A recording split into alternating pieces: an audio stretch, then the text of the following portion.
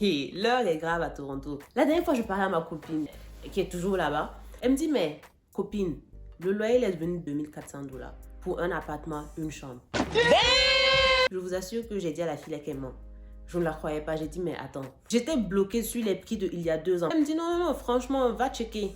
Et donc, pendant qu'on parlait, je suis allée sur Marketplace pour regarder à peu près les 3,5 à Toronto. C'est fait 3,5 appartement, une chambre. On appelle ça 3,5 ici. Ça coûte combien? Et je vous assure que la fille, elle avait raison. La moyenne, les appartements tournaient autour de 2200, 2400 $. J'ai même vu 2600 $ pour un 3,5. Non mais on vit dans quel monde? Les gens louent des chambres à 1500 $ à Toronto. Et puis quand je vous dis 2400 $ là, ce n'est pas un grand appart. Hein. Les appartements à Toronto sont pas grands. C'est un appartement qui ne va pas dépasser 500 mètres carrés. Si vous ne savez pas, un appartement de 500 mètres carrés, ça ressemble à quoi? Il faut aller taper dans Google. Vous allez voir. Ça dit, c'est minuscule, minuscule. C'est comme si vous viviez dans une boîte d'allumettes. Moi, je suis découragée de la ville, là. Quand des fois, mes copines qui sont restées là-bas me demandent, ah, mais tu reviens quand? J'ai dit, moi-même, Toronto m'a perdu. Si vous avez entendu que moi, je suis retournée à Toronto, c'est que j'ai eu une offre vraiment incroyable. Moi, je le dis, si je n'ai pas un salaire à 6 chiffres, et puis quand je dis 6 chiffres, là, c'est pas genre 100 000 vite fait. Il faut vraiment que je sois bien avancée dans le 100 000, là, donc peut-être 130 000, 150 000. Parce que c'est ce salaire-là, en fait, qui te permet de vivre confortablement. Et confortablement, ça, c'est si tu n'as pas de voiture, si tu n'as pas d'hypothèque. Tu vois, je parle de genre confortablement, tu es dans ton 3,5, tu prends les transports en commun tranquillement. Et puis, l'autre chose que les gens ne comprennent pas souvent, ils pensent que oui, parce que Toronto est plus cher, les loyers sont plus élevés, les salaires sont plus élevés. Si vous allez comparer les salaires au Québec et les salaires en Ontario, de façon générale, les salaires en Ontario sont plus élevés. Donc, Toronto est en Ontario. Mais le problème, c'est que je ne vais pas parler de tout l'Ontario, je vais parler de Toronto spécifiquement. À Toronto, le coût de la vie ne matche pas le salaire que les gens ont. Les gens ont un salaire qui est peut-être plus élevé que s'ils vivaient au Québec, que s'ils vivaient genre dans une ville au Québec. Mais le coût de la vie est tellement élevé que le salaire là ne leur permet pas d'avoir une vie décente en fait.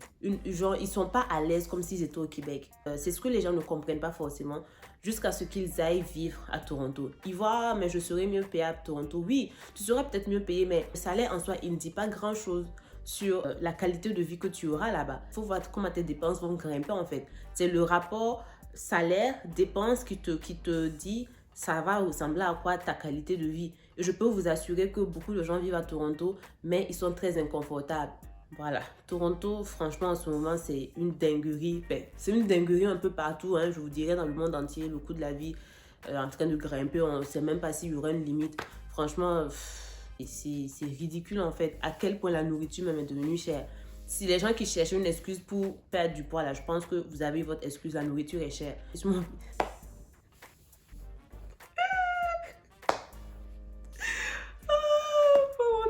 Bref, si vous cherchez une excuse pour perdre du poids là, voilà, vous avez eu l'excuse là.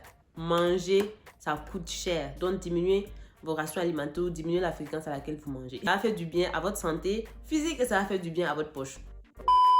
Oh d'ailleurs, j'ai fait un petit budget mensuel. Ben, on va pas juste s'arrêter au loyer. Hein. J'ai préparé un petit budget pour vous. Donc vous allez avoir une idée de ce que ça coûterait pour une personne célibataire. Donc je dis une personne célibataire, une personne qui est seule en fait, qui va louer un 3,5, qui s'apprête à louer un 3,5, qui n'a pas de voiture, qui n'a pas d'assurance à payer et qui n'a pas d'hypothèque. On a dit le loyer en moyenne 2400 $ pour une chambre. Pour les transports en commun, si vous vivez même à Toronto, c'est 143 $. Si vous vivez dans une banlieue, comme si vous devez quitter Mississauga pour rentrer à Toronto, vous allez devoir payer et la passe pour se balader à Mississauga et la passe pour se balader à Toronto. Là, je n'ai pas cherché, je n'ai pas cherché les tarifs pour les banlieues. Donc, si vous savez que vous n'allez pas être à Toronto même et que vous allez être dans une banlieue et que vous allez devoir aller à Toronto pour le boulot, il faut que vous gardiez en tête que non seulement vous allez devoir payer la passe de Toronto, mais vous allez devoir payer la passe de la banlieue où vous allez résider. Donc, il faut garder ça en tête. Mais si vous êtes à Toronto, les transports en commun, c'est 143 $. La nourriture, disons 300 $. Ouais. Moi, je sais que pour ma nourriture, enfin, maintenant la nourriture est devenue chère. Donc, pour ma nourriture, moi, je dépense à peu près 300 $, 350 $ par mois. Je mange très rarement dans les restos. Je commande très rarement. Donc, si vous commandez, vous mangez dans les restos, il faut ajouter un autre 200 $. Disons, Internet et téléphone, 150 $. Oui, malheureusement, le téléphone ici, ça coûte cher. C'est tout le monde depuis des années, depuis que moi je suis là, les gens se plaignent de la facture de téléphone. Ça, moi, je suis venue trouver ça comme ça. On dirait même que ça s'est empiré avec les années. Donc, malheureusement, oui, le téléphone coûte cher. Internet, moi, je sais que je paye mon Internet 65 $ en ce moment, mais vous pouvez trouver mieux. Bon, 150 $ Internet, téléphone, j'ai peut-être exagéré parce qu'en soi, le téléphone aussi va coûter autour de 50 $, mais 150 juste pour être safe. Puis quoi d'autre? Donc ça, c'est le minimum. Hein. Donc, votre loyer est payé, Internet, téléphone payé, la nourriture. Et puis aussi, si vous louez un appartement, vous allez devoir sûrement payer ce qu'on appelle l'assurance habitation. Je ne sais pas si par exemple l'appartement prend feu, vous avez une assurance qui va vous dédommager. Donc, faisons le calcul. Voilà, je vais faire le calcul. L'assurance habitation, en général, ça ne dépasse pas 20 $. Donc, 5 minutes later. 3063 $ par mois, budget mensuel. Ça, c'est le minimum. Hein.